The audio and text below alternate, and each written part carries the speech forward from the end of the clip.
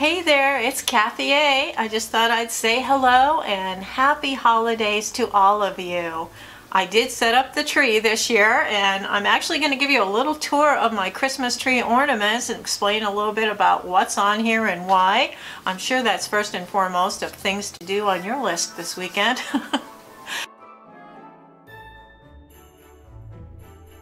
Welcome to my tree. Yep, that is a old-fashioned star on the top, very folk art. I'm going to start it off with the disco. I think that's one of my favorite times of my life, and then hot fudge sundaes were a staple in my childhood. I absolutely loved them. And I have an assortment of things that represent the past from my parents' tree.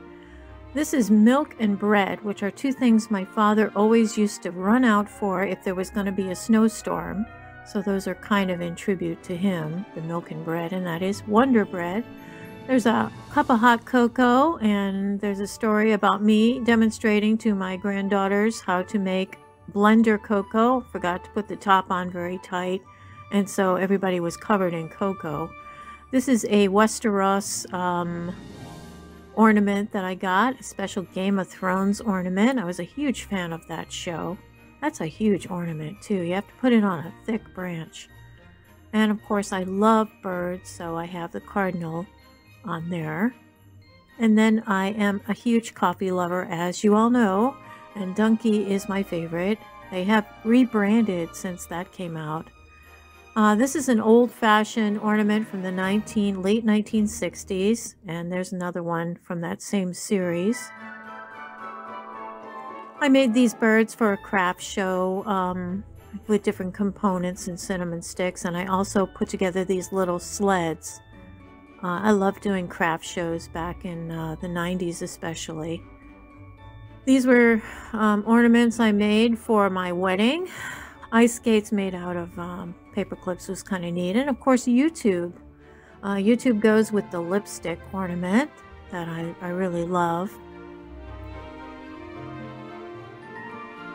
And then this is a very old, from the 1890s, ornament from my great-grandmother. There's a dinosaur, because I love dinosaurs, especially T-Rexes. And this is my mom's favorite hobby. She used to love to play bingo. And my favorite hobby is photography. And here's another one of those old-fashioned hand-blown ornaments from the 1890s. I'm Here for the Boo is a ghost in a graveyard, and those of you who watched that video know what I'm talking about. That was for this year. That's a squirrel. I feed a squirrel that's at my friend's house. We named him Fatty because he sits and he looks very, very stout eating whatever it is we feed him. There's a 1950s ornament. This is from Switzerland. When I went in the late 90s to Switzerland, I've always wanted to go there, and I went and saw the Matterhorn. I bought this little owl at Primark. It's the first Primark that was in America. Really nice store. Sock monkey, in honor of the stories that I wrote about a sock monkey. I haven't published them yet. This is a Mexican blanket. I went there in the 1980s for a treacherous weekend. And this is my favorite ornament. Since I was a little girl, this was always my favorite. This is the bluebird ornament from that same set that was bought in the 60s. This is Woodstock. He hung from my very first car from the 1970s. I think it was a Pontiac Astor. I forget now.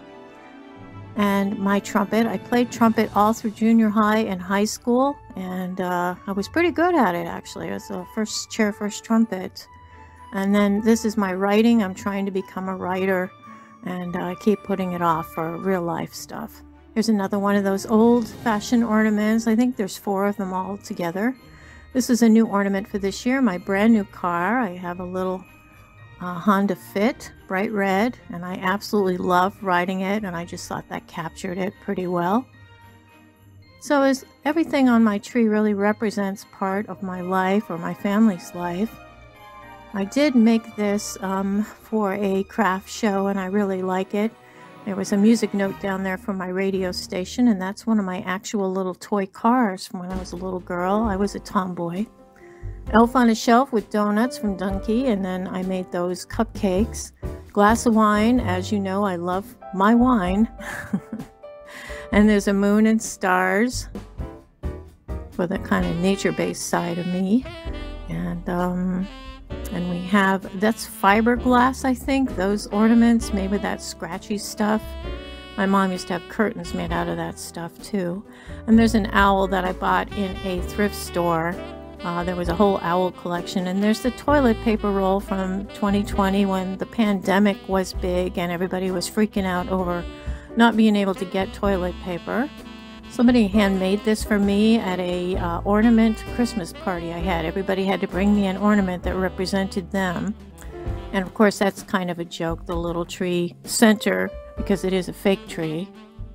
And there's a little Navy guy on a bell. I have two brothers that were in the Navy. And then this is a quilted one. I made that for a craft show too. I just used scraps of fabric and pressed them into a styrofoam ball. And that's kind of pretty much a lot of the stuff that's there for my tree.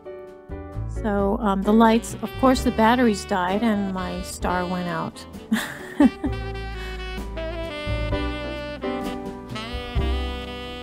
So that's the full view. It looks very nice at night. And this is my little Charlie Brown tree, and this is the corner where I like to sit. And then this is a painting I've had for several years now. It's a beautiful winter scene.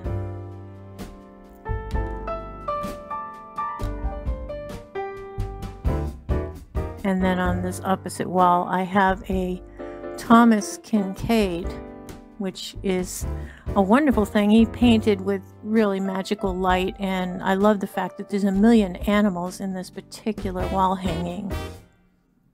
And that's my tree and part of my living room.